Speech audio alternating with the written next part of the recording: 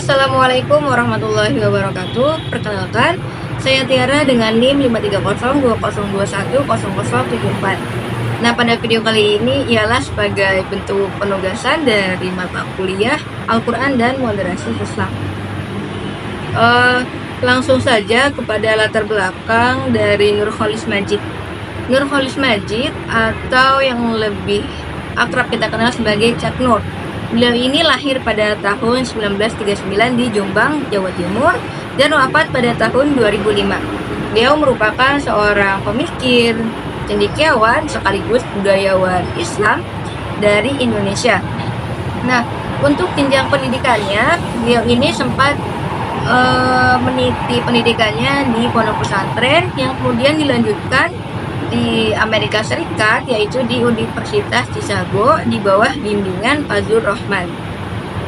Nah, selanjutnya untuk pemikiran Nurcholish ini tentang demokrasi, ini sangat menarik karena ini berawal dari keyakinannya bahwasannya ajaran Islam ini bisa berjalan beriringan dengan prinsip demokrasi seperti itu. Nah, beliau juga menekankan beberapa nilai seperti keadilan, musyawarah, dan legalisme dalam hukum Islam yang bisa berjalan beriringan dengan prinsip demokrasi seperti itu.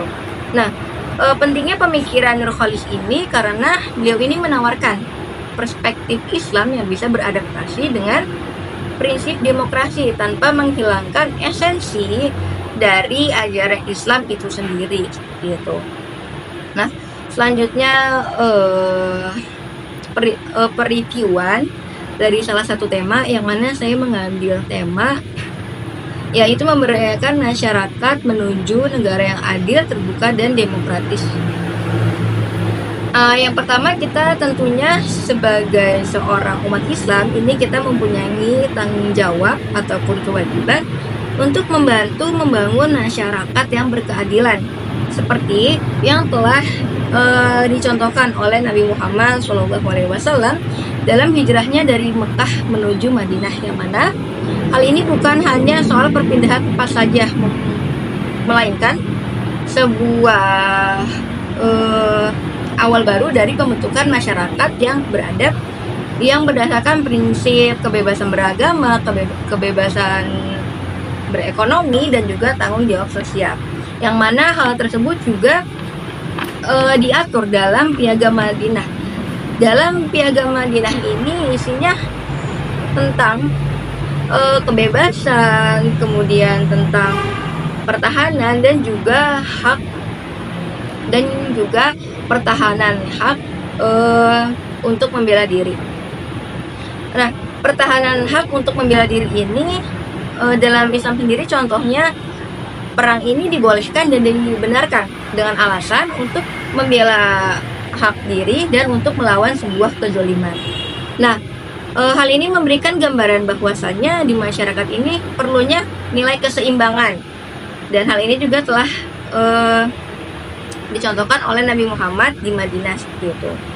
Karena masyarakat Madani ini terbentuk atau berangkat dari dasar sebuah prinsip keadilan, keterbukaan, dan demokrasi yang mengutamakan ketakwaan kepada Allah Subhanahu wa taala dan menjaga hubungan yang baik antar sesama seperti itu. Tentunya masyarakat Madani ini terbentuk dari penegakan hukum yang adil. Nah, namun sebelum ke penegakan hukum yang adil, tentunya itu semua berangkat dari komitmen dari pribadi yang kemudian diwujudkan dengan tindakan nyata seperti itu.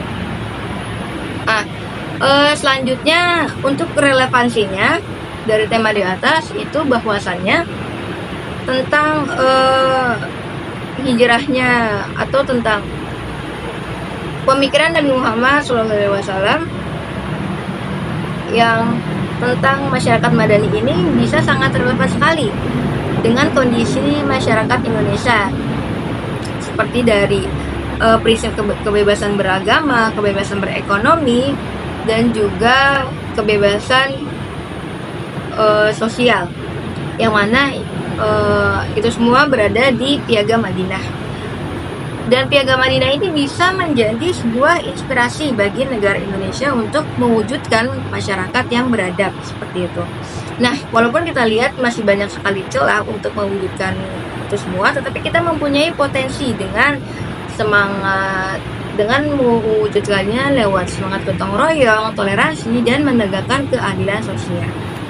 Yang mana kesimpulannya ini, pemikiran Nurcholish ini menyatakan bahwasannya agama Islam ini ialah agama yang bisa sejalan dengan demokrasi dan tidak menentang nilai-nilai kebebasan serta pluralisme dan lainnya.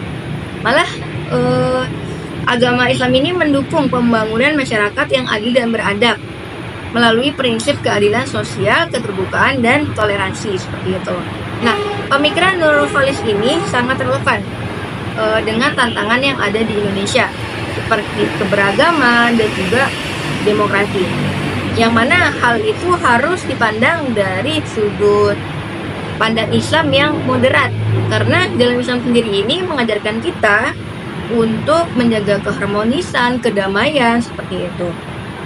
Nah, yang paling utama kita sebagai seorang muslim tentunya harus mengimplementasikan nilai-nilai itu di kehidupan sehari kita untuk mewujudkan masyarakat madani yang lebih baik di kemudian hari. Nah, mungkin sekian dari saya. Mohon maaf bila masih banyak kekurangan atau kesalahan. Wassalamualaikum warahmatullahi wabarakatuh.